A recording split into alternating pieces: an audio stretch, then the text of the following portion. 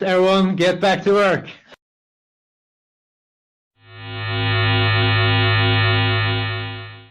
All right. We're still drinking here at the Brew Pill. Still Spencer. Yep. Still Simon. Yep. Moving on to a different... He chose... I let him choose this time. Because I'm a gentleman like that. We chose a... It's a cider he picked out, which is Argus Ginger Perry. I don't know if that's related to anybody like Linda Perry or anybody, but... Matthew Perry could be 4.5%. But it's a cider, so the more successful sibling, Ginger Perry, in such films as...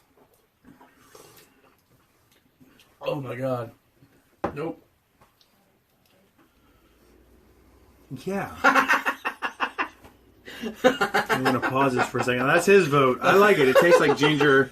It is a cider. It does not taste like a ginger ale. And I'm not a cat. I've had my first ginger ale like 2 weeks ago. No, I didn't say ginger ale. It said ginger Perry. I know, but I'm saying I had my first ginger ale like 2 weeks ago, and that was good. This is... I don't know what that is. That's like... Ginger Perry is generously spiced with ginger to complement the dry stone fruit profiles of pear. Unpasteurized, so pear might be what you don't like. It's chilled like lion urine. I don't know what that is. I don't know what lion urine is. And I don't want to know which Mufasa he attacked. We'll be back in a second. Through the miracles of medical science, we have returned, Simon. Because he couldn't handle a ginger cider. In my defense, nobody else in this house could either. Except for me. Yes. The bottomless. Yeah, say if it's got alcohol. So what in do we it, got next? Simon will drink it. Yes, I will. Darwin Brewing Company. Looks like I got a Thunderbird on it. Circa 1926 Tangerine Wheat Ale. 5.2% by volume. Blah, blah, blah, government warning. Government warning on everything. Florida tangerine, citrus hops, and coriander combined with this crisp American wheat ale. Not overly sweet or sugary. This is a balanced warm weather beer, ideal for the beach or the boat. Okay, so it's supposed to be a boat beer. Every Florida beer is a boat beer, just so Yes. you know. But this is by Darwin Brewing Company. Brewed for pork tacos, fish. Is it a wheat ale?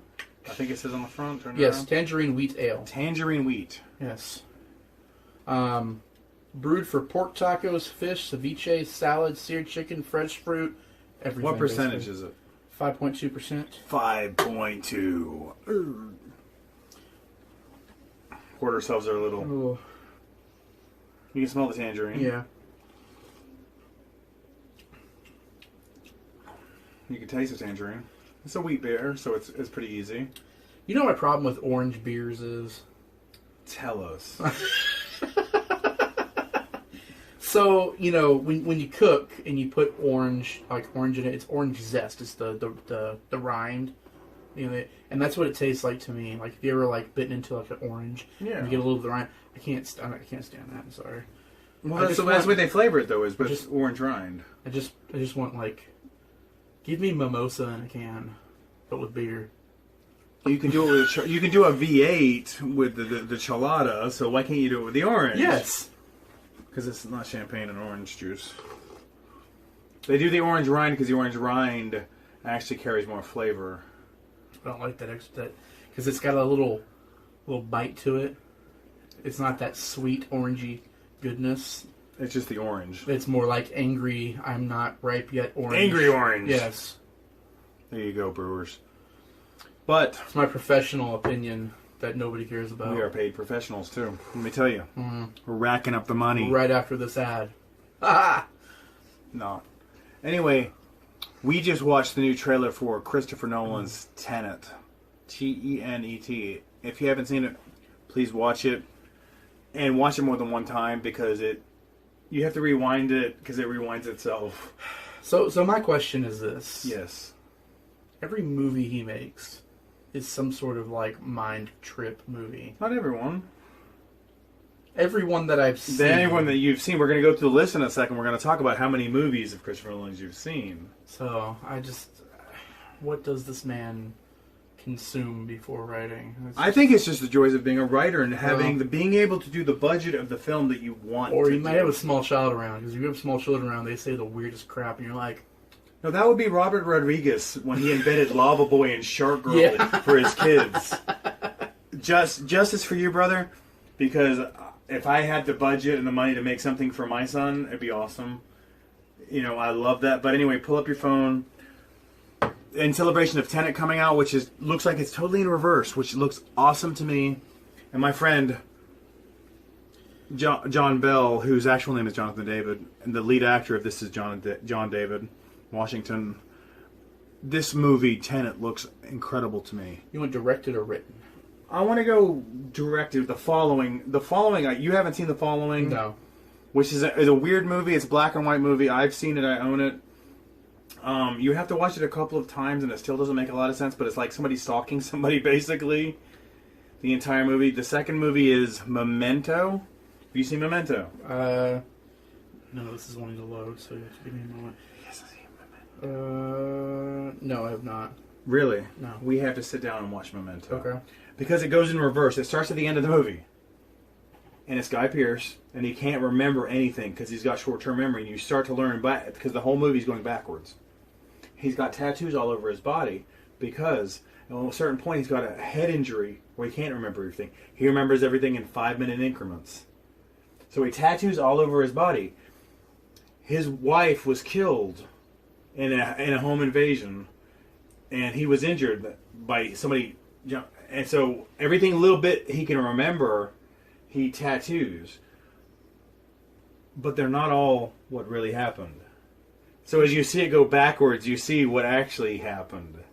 It's a beautiful, freaking fantastic, mind-blowing movie.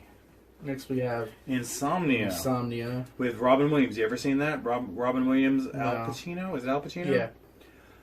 Crazy movie. Takes place in Alaska where people can't sleep because there's 24 hours of light and they're trying to solve a murder case. Really good movie. Really different movie. You have to watch it a couple times to stomach it because sometimes it's just boring, but you have to get to that point of it's really good.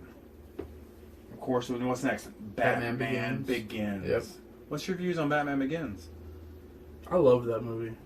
I love that Christopher Nolan got that, though, from those two movies, Memento and Insomnia.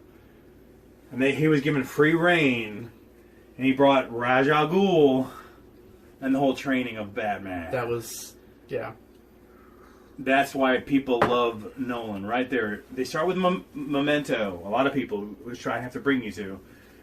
But it brings you Batman Begins. The next one is... The Prestige. Seen The Prestige. Yes. Not a fan. Really? Why? I'd have to see it again. Okay. I saw it with an ex-girlfriend. She was obsessed with it.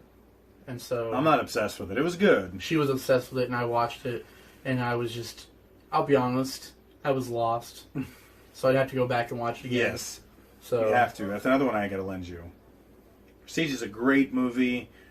Magic. And you got to pay attention. Because if you don't pay attention, you're lost. The details Christopher Nolan puts into movies, you have to pay attention Yeah. to. The Dark Knight.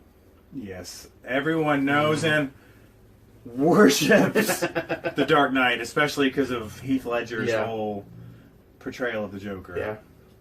But I also love Harvey Dent.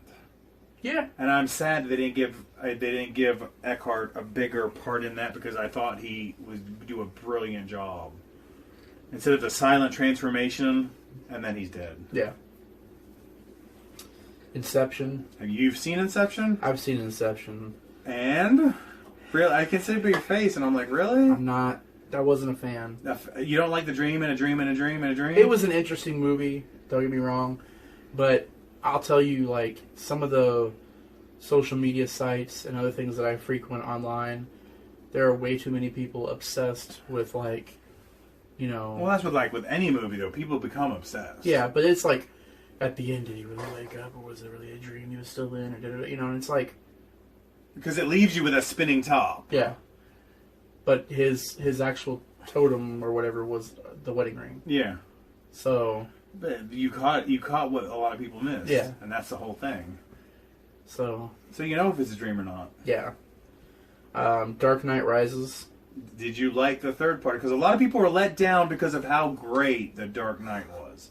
I think that was an issue because The Dark Knight was so great.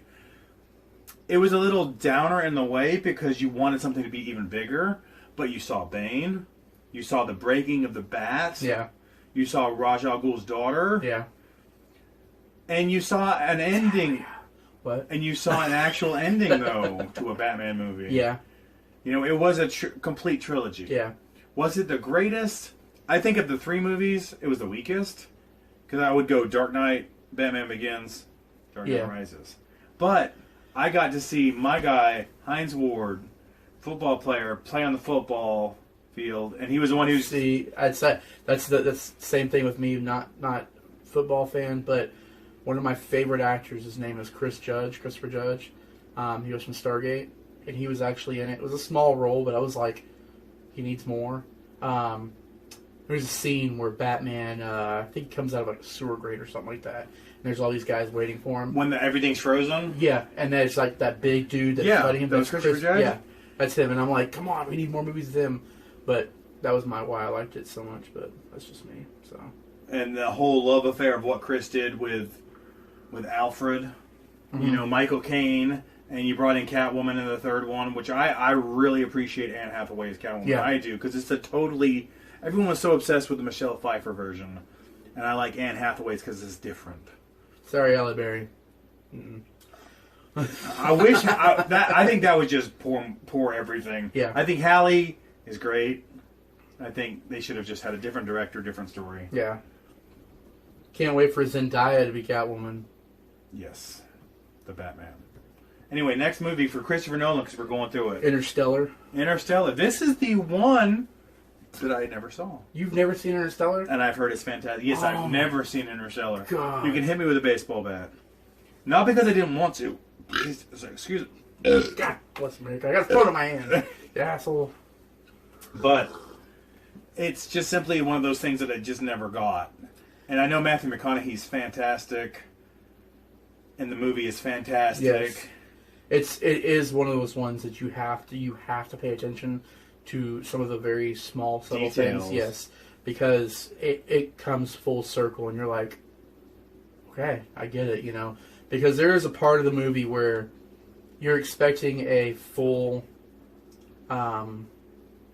science movie. Yes. You know, they're looking for another viable planet. You're expecting it. And there's a part in there where it kind of gets into the supernatural a little bit, and you're like, where is he going with this?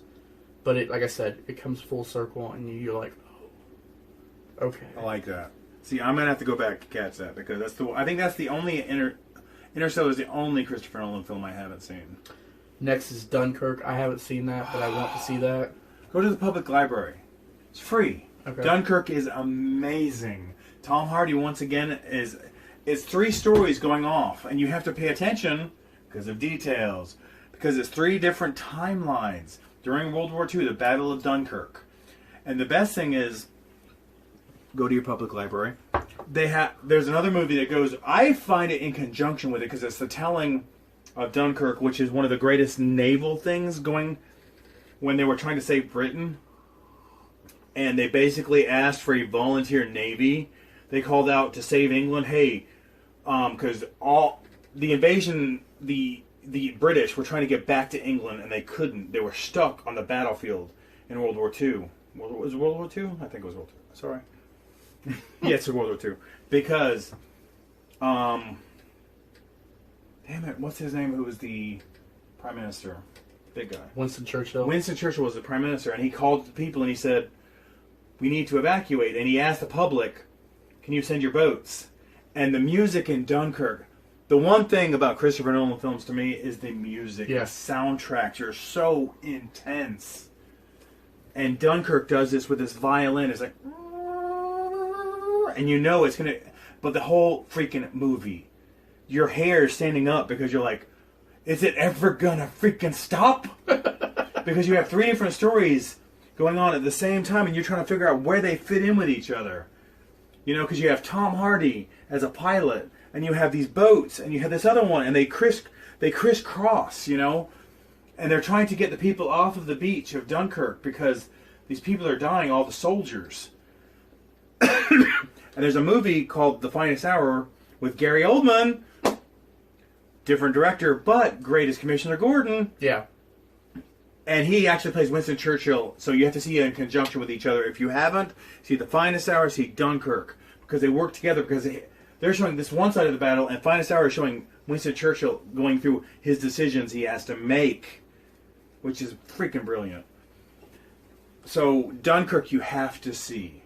Go to your public library if you don't have one. If you can't, I need to go get Interstellar now, because it's my fault I haven't seen Interstellar. But brilliant movies. Is there another one, or is Tenet the newest? Tenet's the next one. You talk about music, Yes, and Interstellar. There's actually a not to spoil any of it, but there's actually a scene where they're on like I said, they're looking for a new habitable planet for humanity, and they go to this planet, and it's near a black hole, and it's the first movie in history to actually portray a black hole legitimately, like scientifically accurate. So, but it's near a black hole. So Neil deGrasse Tyson would approve? Oh yes, sorry, he does. He loves it. But there is, since it's so close to this black hole, you have the time dilation effect going on, and so that's one thing I saw in the previews or Yeah. read about. I was like, the time dilation was actually correct. yeah, and so they're on this planet, and there's music going on in the background, and there's a ticking or a beat, which was sound. every year or Yes, something. that was going on, and it was like, and so they have, of course, they have no idea because they're outside of their ship. You know, they're surveying this place, but you hear it in the background, and if you know it, you're like, oh my god, like they need to, but it's move. Yes, yeah. So they gotta do like Madagascar. You've got to move it, move it. You've got to move it. Yeah, kids, I hear this song too much. I get to hear Frozen. In fact, I have a song from Frozen playing in my head right now. Yay me! Let it go. No. Oh, let it go. No. Into the Unknown. I'm sorry. Into the Unknown. And neither one of us have seen Frozen 2 yet. I have. I'm sorry. Yeah. Actually, what's really cool, side note, Record skip. yeah. One of the songs, well, actually two of the songs, one of them, their main song, their big one that they want everybody to have stuck on their head like me right now, is actually covered by Panic at the Disco. Yeah. And I've heard about that. They do a great job. And then there's another one, there's this great scene in that movie with Christoph, and he's by himself, Christoph, and it's like an old 80s like power ballad. Because he doesn't know if he's like, if Anna's still in love with him or not. Yeah. And it's like him singing, and then there's like a big superimposed like picture of his face singing down at him, and all this stuff. And it's like 80s power ballad. Weezer covers it. It's great. Weezer's incredible. Yeah, so. But this is my appreciation, if not yours, for Christopher Nolan. We've done a Kevin Smith one, Yeah. We still have to see the new Jay and Silent Bob. Yes. Though my friend from Belfast said it's anyway, I'm not going to cover what he said it is.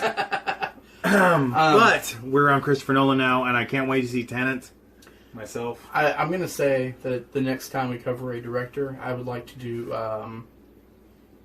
the guy that I can't think of his name right now. That guy. That's so helpful. Star Wars guy. JJ? J.J. Abrams. Oh, JJ. Yes, that'll be our next director is JJ. But this is Christopher Nolan. Thank you for being out there, Chris. We appreciate it. We drink to you. We cheers. We're empty. Yep. We'll see you next time.